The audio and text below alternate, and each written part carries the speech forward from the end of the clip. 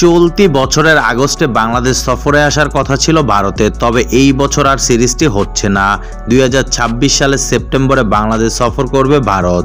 3 one day এবং 3 টি-20 series খেলতে আসার কথা ছিল ভারতের, তবে মাস দুয়েক আগে থেকেই গুঞ্জন ছিল আগস্টে বাংলাদেশ সফর করবে না ভারত। অবশেষে সেই গুঞ্জনই সত্যি হলো। এই বছরের মতো ভারতীয় জাতীয় দলের বাংলাদেশ সফর স্থগিত ঘোষণা করা হয়েছে। গতকাল এক বিজ্ঞপ্তিতে বিষয়টি নিশ্চিত করেছে board of control for cricket in India (BCCI). মূলত দুই বোর্ডের পারস্পরিক আলোচনার মাধ্যমে এই সিদ্ধান্ত নেওয়া হয়েছে।